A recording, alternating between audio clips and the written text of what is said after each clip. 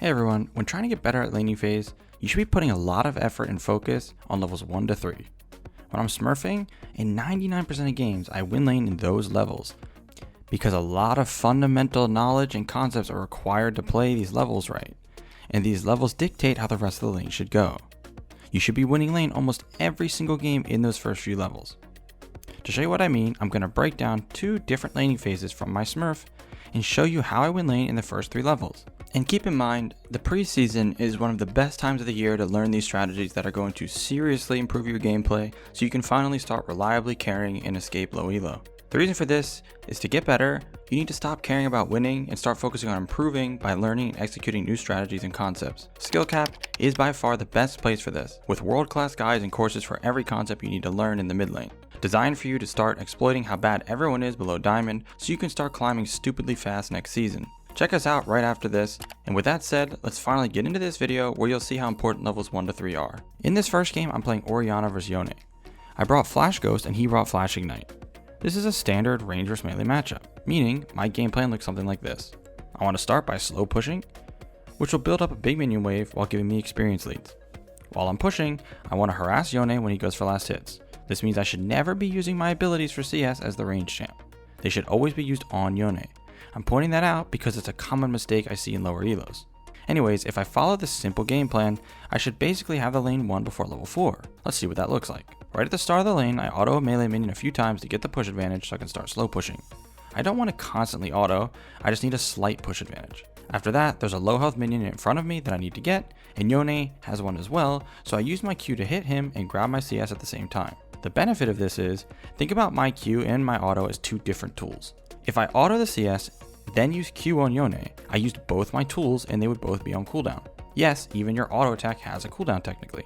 But if I use Q to grab the CS and hit Yone at the same time, I still have my auto to either grab another last hit or potentially hit Yone for more poke. I tried to do that here but cancel my auto attack, which you can see. This concept applies to any matchup in any champion. Now the first 3 melees are dead and Yone is slightly ahead of his range minion line. That means I can auto him and avoid most minion damage. That's the general rule of thumb in range vs melee matchups. This is a very important part though. You see this low health minion? Yone has his 3rd Q ready, and in this elo, he would not be punished for going for CS that he shouldn't. So I'm totally focused on getting ready to punish him the moment he uses Q to dash in and get the CS, or dash in and try to hit me. He does exactly this, so I hit him with Q and an auto attack to punish. The reason this is so important is, this is basically the core fundamental to any laning phase no matter the matchup. You do everything based off of CS. After that, notice I have 2 minions, he has 3. So I make sure to constantly auto attack to get the wave slowly pushing back to him again.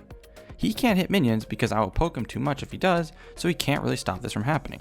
Now that I fixed the wave and have no last hits to get, I'm completely focused on the low health minions he should be going for. So when he walks up past that minion line that we just talked about, I hit him with Q and an auto to punish like before. Then, just like last time, as he goes for last hit at the same time as me, I throw my Q through the minion to grab it and hit him.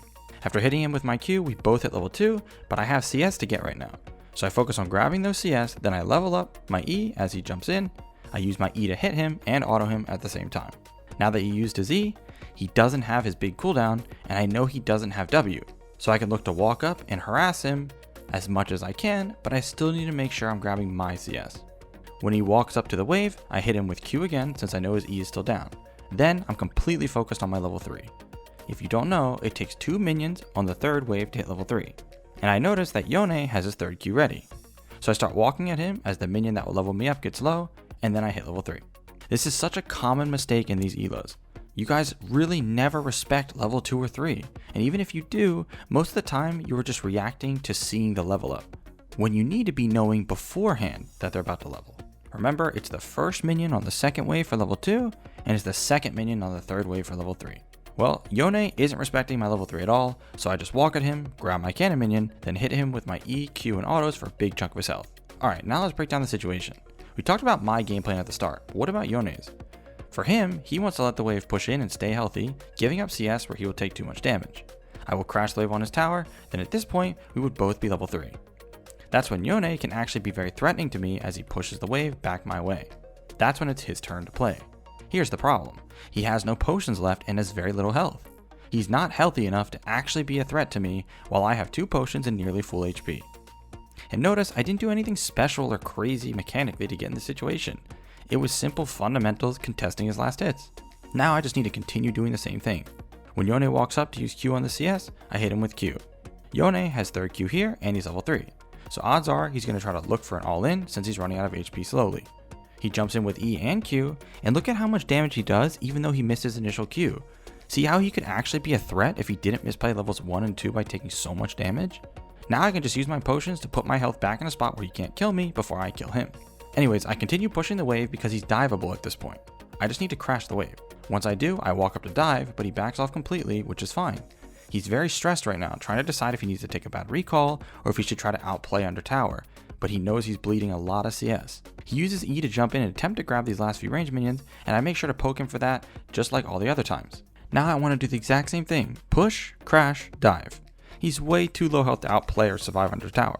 But I noticed while pushing the next wave that he decided to just recall and miss all of these minions, and it's a cannon wave.